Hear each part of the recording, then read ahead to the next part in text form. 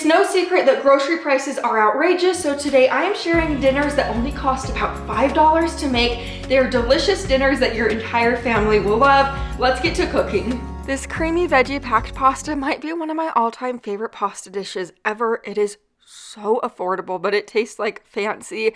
You'll need a can of corn, Parmesan cheese. You'll also need elbow pasta along with a lemon. The lemon just adds like great brightness to this dish. Cream cheese, 2 zucchini. So to get this recipe started, slice your zucchinis into smaller pieces. Over to a pan on the stove, add in about a tablespoon of olive oil, then add in your drained can of corn along with your cut up zucchinis. You basically want to brown the corn and zucchini at this point just to give it added flavor. Now over to this pot of boiling water, I'm adding in my pasta. I'm just using elbows. I like to use like any smaller pasta for this recipe. I like smaller pasta because so you could get like the pasta and the veggies all in one bite, but just add in your seasonings, salt, pepper, garlic powder, onion powder. Give this a good stir. You'll see that it's starting to like brown, and that is definitely the way you want it. It will give the corn and zucchini kind of like a caramelized flavor, which is just going to be so wonderful in the end. Now that my pasta is almost through cooking, I'm going to remove about 3/4 cup of the water that the pasta is cooking in. The reason why I'm doing this is I'm actually going to add it right into the veggies. This is going to help create the sauce. I'm going to now scrape the bottom of my pan just to get those flavorful bits off. The reason I'm adding that pasta water in is just because it's going to kind of act as a thickener. It will bind the sauce to kind of like the pasta to create a creamy, silky texture that clings rather than slides off. So if you use normal water, it won't be as like good of a thickener. But I just stirred in my 6 ounces of cubed cream cheese. Now I'm stirring in my pasta. Next I'm going to add in 1 cup of Parmesan cheese, give it a little stir. The last thing I'll do is add in the juice from a half of a lemon. Like I was telling you before, the lemon will add just like great brightness to this very affordable dinner. You could serve it up now. This is definitely one of my all-time favorite pasta dishes ever. It is absolutely delicious. It is so good with those veggies. You could always add more veggies in. If you want to add chicken to this, of course you could add chicken to make kind of like a chicken veggie pasta. This is delicious, and it does not taste like it is made on such an extreme tight budget. This one is a winner. There's a reason why this sweet potato hash has been a staple at my house for years. It's good and very versatile. So you'll need a sweet potato, 2 large russet potatoes, black beans, an onion, and chopped spinach. Just start out by cutting up your veggies. So just peel and dice your russet potatoes, onion, and your sweet potato. Over to a large pan on the stove, add in a tablespoon of olive oil. Add your onion right in there along with your seasoning. So salt, pepper, onion powder, garlic powder, and paprika. Give this a stir. You want your onion to cook for about 5 minutes. You want it to start to get soft. This will give the onion a lot of added flavor in the end, cooking it with these veggies like this in the beginning. But once your onion is cooked, just add in your drained and rinsed can of black beans along with your sweet potatoes and russet potatoes. This recipe could not be any easier than this. Add in your 1 cup of frozen spinach, 3/4 cup of water. Give this a good stir. Cover it with a lid. I just happen to not have a lid for this pan, so I am using a sheet pan to just cover my pan because you'll want to cover it. Sheet pans work super well to cover if you don't have a lid. Anyway, let this simmer for about 10 minutes, stirring it occasionally, then you could serve this up. We love topping ours with cheese, but you could top yours with anything you like. We topped ours with Parmesan, but Colby Jack works well. Cheddar works well. This is just a delicious, affordable, nutrient-rich dinner. Has so many different vitamins and minerals from that spinach and the sweet potato. This one's a good one. Now we're getting started on this one. This one is a fun one. It is a pepperoni pizza bubble up, so grab your jumbo can of biscuits. You'll also need tomato sauce along with mozzarella cheese and pepperoni. Unroll your can of biscuits, and then you're going to cut each biscuit into 8 smaller pieces. After you're finished cutting up all your biscuits, you're going to pull out a baking dish. You do want to oil the baking dish with like either nonstick spray or like just pour oil in there. Add your biscuit pieces right into your baking dish, and then after you're finished with that, you could get started on the sauce. You could of course use like store-bought pizza sauce, but I find store-bought pizza sauce to be so expensive.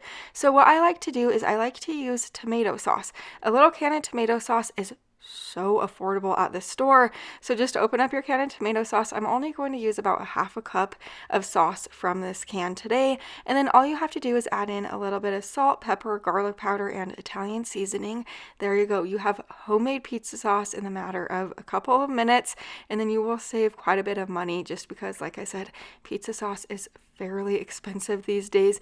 It really is impressive how expensive they make pizza sauce when it's basically just tomato sauce with seasonings. But go ahead and pour that sauce over the top of your biscuits. Then you're going to add on shredded mozzarella cheese, and then I am adding pepperonis to the top of the cheese, but you could really use any toppings you like. I'm also sprinkling the top with Italian seasoning. This will bake in a preheated oven to 350 degrees for about 25 minutes. This is just perfect for like a pizza night. I can't believe how pricey like takeout pizza has been recently. I just find it to be pretty expensive. So this is just a great alternative, very affordable, and it tastes absolutely delicious. We serve this alongside a carrots and ranch. This is just delicious for a pizza night. My mom used to make something very similar to this when I was younger, so now we are making one of my favorite childhood dinners. This is red beans and rice, as I like to call it. You'll just need a box of red beans and rice and 14 ounces of smoked sausage. Slice your sausage, add it to a pan on the stove with a tablespoon of olive oil. Brown your sausage just so it will give it more flavor on the outside. Add your box of red beans and rice. I like the Zatarain's. It just has great flavor. Then add in your water. Let this cook until that rice is tender. If you don't want to do this with smoked sausage, I've done this with like ground beef in the past, and that is so yummy. You could do it with ground turkey, really any meat you like, but once your rice is tender, you could serve this up. We like to serve ours kind of with like taco toppings. I didn't have a ton of taco toppings on hand, so we just topped it with cheese, but this is wonderful with sour cream, guacamole. This is just a delicious, easy 2-ingredient dinner that comes together in minutes, and it's also super duper affordable. I like to call these lazy burritos, so now we are making my favorite quick, easy, lazy burritos. You'll need tortillas, refried beans, and ground meat. I'm using ground turkey today. You could use any type of ground meat you like. Just add your meat to a pan and then break it up. Mine was a little bit frozen, but that's the nice part about ground meat. If you add your ground meat to a pan frozen, it will eventually defrost and cook. It just takes a few more minutes. But now that mine's cooked, I just added in water and taco seasoning. Let this simmer for a couple of minutes. Then you're going to add in a can of refried beans. I like doing this just because everything cooks together in one pan, so you don't have to dirty up like tons of pans. Another reason why I like to cook the refried beans with the meat is just because it gives the meat a wonderful texture. It makes the meat like on the softer side, so it's really just like, it just turns out so nice. If you've never tried it, I definitely recommend it. It's kind of like a nice Mexican restaurant, the way they cook their meat. Anyway, grab a big burrito-sized tortilla. I'm going to fill it with that mixture. Roll it up. You could always add cheese to this. You could add really anything you like in your burritos. I was just keeping it simple on this day. And then I like to crisp up my burritos. This makes them taste absolutely amazing. So I like to add a little bit of olive oil, crisp them up on each side, and then it really does taste like you are at like a Mexican restaurant. It just makes the tortilla amazing, because I know store-bought flour tortillas tend to be on like the dry, kind of not so wonderful side sometimes. So crisping the tortilla up makes the tortilla taste a million times better. These are delicious, simple burritos. Cooking the refried beans and the beef together is just a wonderful hack. Now we're getting started on the sausage, broccoli, and rice. This one's also a one-pot wonder, so it's extra amazing. I'm just starting out by slicing my beef smoked sausage into half moons. Now over to this pan on my stove, I added the sausage. I'll let it sear for about 3 minutes on each side. This will add a lot of great flavor. Now I'm adding in my frozen broccoli cuts along with my cheddar broccoli rice. Then add in about 1 3/4 cup of water. Give this a stir. Let this simmer on your stove covered for about 12 minutes. Stirring it occasionally until that rice is tender. This dinner can't get any easier than this. That is all you have to do. Once your rice is nice and fluffy, you could serve this up. This feeds so many people. This is such a hearty, delicious, protein-packed meal. You have the broccoli in there, adding so much different nutrients as well. This one is made on such a tight budget, but it does not taste that way at all. It's so flavorsome and amazing. Now we're getting started on this taco potato skillet. So to a pan on the stove, add in 1 pound of ground turkey. I'm using my taco seasoned ground turkey, but you could use regular ground turkey. You could use any type of ground meat like ground chicken or ground beef. Just break it up and cook it through. Now add in your can of diced tomatoes with green chilies along with 1/4 cup of water. Then add in 1 packet of taco seasoning. Then you're going to add in 1/2 of a bag of frozen diced potatoes, or you could use like potatoes O'Brien. Has like the onions and the peppers. It will just add a lot of great added flavor. My store just didn't have those potatoes O'Brien. So just give this a stir and let it cook covered for about 15 minutes. You do want to stir it occasionally while it's cooking, just so those potatoes don't stick to the bottom of your pan. If you do notice those potatoes sticking, just add a little bit more water in.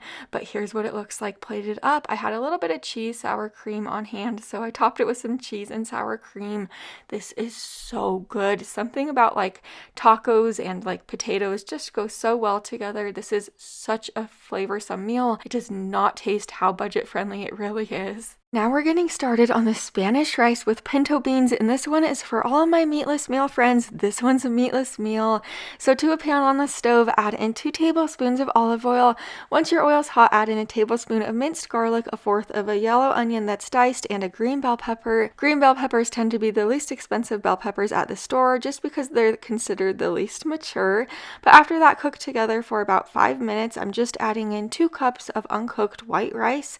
After that, add in your seasoning, so 1/2 teaspoon of salt, 2 teaspoons of paprika, 2 teaspoons of chili powder, a teaspoon of cumin, and then 1/2 teaspoon of pepper, 1/2 teaspoon of garlic powder, and onion powder. You're going to give this a good stir.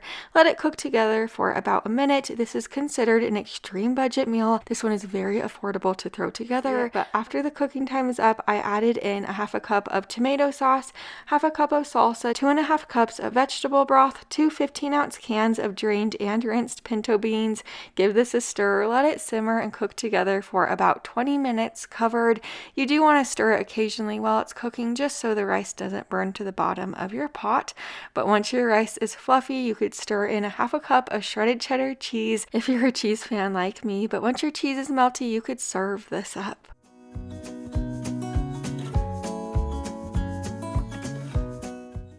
Here's what it looks like plated up. Go ahead and top yours with your favorite taco toppings. We topped ours with a little bit of lime, parsley, just to make it look pretty, and some more cheese.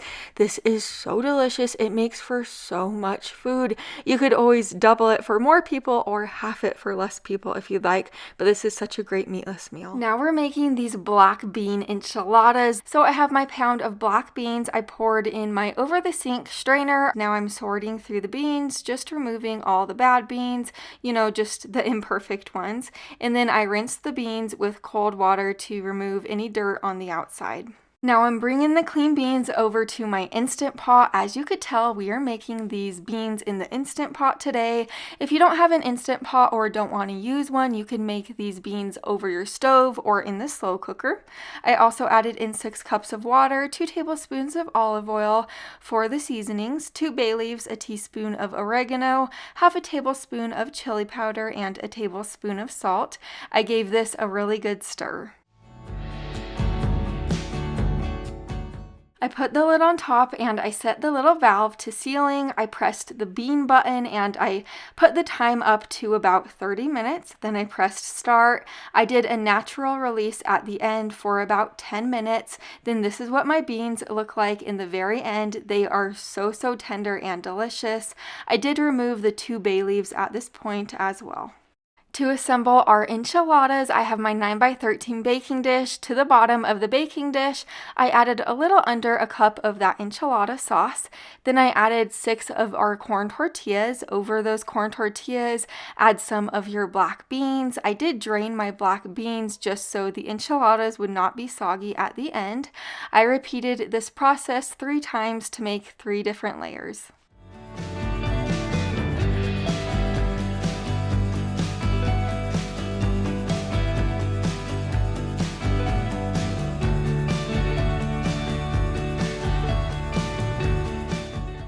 On the very top, I added 4 ounces of our shredded sharp cheddar cheese. I put this in the oven to bake on 375 degrees for about 25 to 30 minutes.